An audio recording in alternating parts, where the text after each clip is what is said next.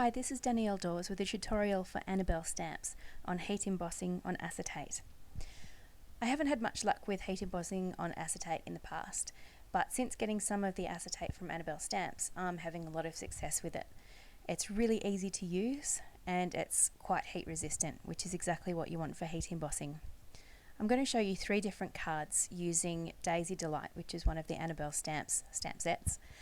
And the first one uses an acetate card base. You'll notice that I've got post-it notes down one side. That's for 2 reasons. One is so that I can mask the back portion so that I don't get any of the image on the back part of the stamp, and also so that I can anchor the acetate in place. If you've worked with acetate before, you'll know that it can be quite slippery. You can see that up in the left corner, just that little bit of shine where I've stamped one of the daisies. It doesn't show up terribly well on camera, but when you're working with acetate you can see it quite clearly. You'll see it right now when I'm putting embossing powder over the top. So this is just white embossing powder, and once I've sprinkled that across, I'm going to turn it over and give it a flick with my fingers. It's one of the things that I do with embossing quite frequently. I find it dislodges any excess quite easily. The trick with heat embossing on acetate is to use a little bit of heat often. So you don't want to be concentrating the heat in any one particular area for a long time. So you can see that I'm flicking the heat gun from side to side just to make sure that I distribute that heat evenly. Otherwise the acetate can warp, although the Annabelle Stamps one was quite resistant to that. So now I'm peeling up the post-it notes, and you can see that there's been absolutely no excess that's gone on the back.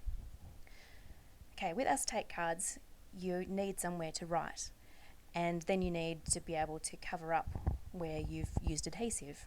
So I'm going to be using some cardstock on the front and back of both panels. Now this is a trick that's really easy to use with double-sided tape, and that is to peel it back on 2 corners, on opposite corners. That helps you to line it up so that you've only got 2 sticky corners to work with, and you can work with the 2 corners that aren't sticky. Hopefully that makes sense.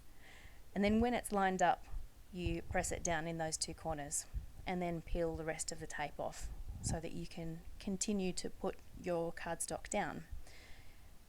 It's a really easy way to make sure that you can get everything lined up. So I've put black on the back. You can see the adhesive through there, and that's exactly why I'm going to put some more cardstock on the front. So before I put cardstock on the front of that panel, I'm going to put the back cardstock on the front panel, if that makes sense. I've just used some temporary adhesive there to stick down the panel the wrong side up, and then taking off the backing tape, I can stick down the front panel of acetate, and then it will look like these 2 bits are stuck together, but they're not, because it's only temporary adhesive in the middle which rubs off just with your finger, and that just means that I don't have to worry about trying to line that up later on. So this is just putting the inside piece of white cardstock. I've made it slightly smaller than the black, which is why the black cardstock had to have adhesive that was slightly lower, more towards the center. And again, just using that same technique. And on the front of the card I'm using another white panel that I've already black embossed a sentiment called Thinking of You. I just love that font. And that is pretty much the first card. It can be a little bit fiddly putting it all together, but they make such a great impact with acetate and with heat embossing on acetate. I really love the effect. And so here's that first card.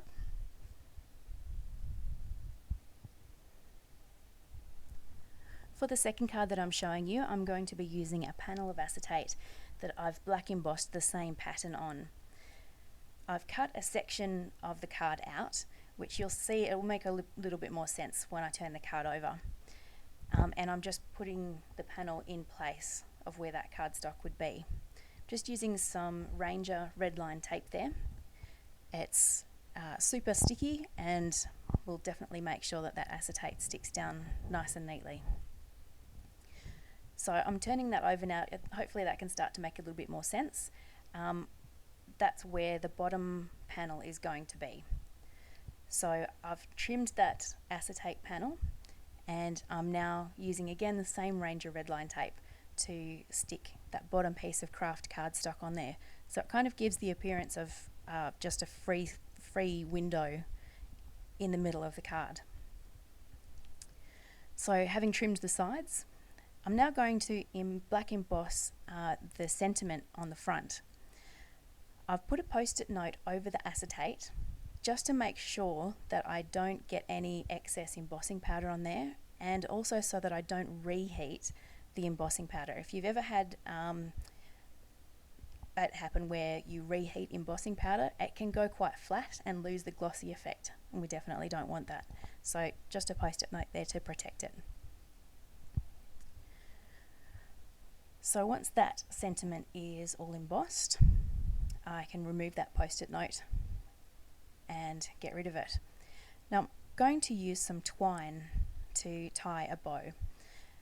Now lately I quite like using multiple pieces of twine, so I'm using 3 pieces of twine here to tie all the way around. I don't want to wrap it around and then tie it a bow. I want to have a bow that has all 3 pieces of twine together. So I have started using a tiny bit of masking tape at the end, kind of like on the end of shoelaces, just to make that twine easier to work with. It makes it more like one single piece, and then you don't have the bits of twine just going everywhere, which can be such a nuisance. Okay, tying bows, I do it pretty much the same way every time. So it's left over right and underneath and through, and my left hand will now bring that loop towards me and the other one around. It gets a little bit tricky here looking at the twine because there are 3 bits in there. That's where it gets a little bit fiddly. And just tightening that bow. Now I'm going to use a little bit of Kindy Glitz underneath the knot just to secure it in place. The reason I'm not using a glue dot is because a glue dot would be too bulky and would stick out the sides, where Kindy Glitz I can put a tiny little drop and it will secure it there nice and neatly. And there's the finished card. So all I had to do was just neaten up that bow and trim off the ends. Okay, and the last card uses exactly the same method that I did before, except I won't be using an extra panel down the bottom. This one uses a larger piece of acetate, again black embossed, but I'm using it with white cardstock. So I've just used that Ranger tape again to secure it down the side. And now with some white satin tape from Annabelle Stamps. This is beautiful ribbon to work with. And again, making a loop towards myself, and then the ribbon in the right hand goes through. Now I do spend quite a bit of time just making sure that the ribbon is sitting exactly the way I want it to, and I think that's part of the practice. It's being able to just fiddle around with it. Ribbon can take quite a lot of manhandling. It's not as delicate as what it seems. So you can see there just pulling that bow in place, and because I haven't glued it down anywhere, I can rearrange it so that the bow is going to sit exactly where I want it to. One thing that I do with satin ribbon is I use a flame very lightly on the edges when I've trimmed the edges of the tails, just to make sure that it doesn't fray. I really like using a flame because it just seals the ends just really neatly. You don't want to do it for too long because otherwise it will cause quite a build-up and it's very obvious. So you want to do it very lightly. I've had a few people comment about what I use. I'm hopeless with a lighter. I always burn my fingers or my thumb. So this is a barbecue lighter that I just got from my local supermarket, and it's perfect for what I want. So that's just waving the flame over very lightly. I haven't got the flame up very high, and it just works so well and leaves a really nice edge. to your ribbon. And that's it. If you find that the bow is not going to sit in place, you can secure it down with a glue dot or perhaps some more Kinder Glitz. But in this instance, it is sitting quite nicely. I don't need to worry about it. So there you go. There's my tutorial on stamping on acetate. Thanks for watching.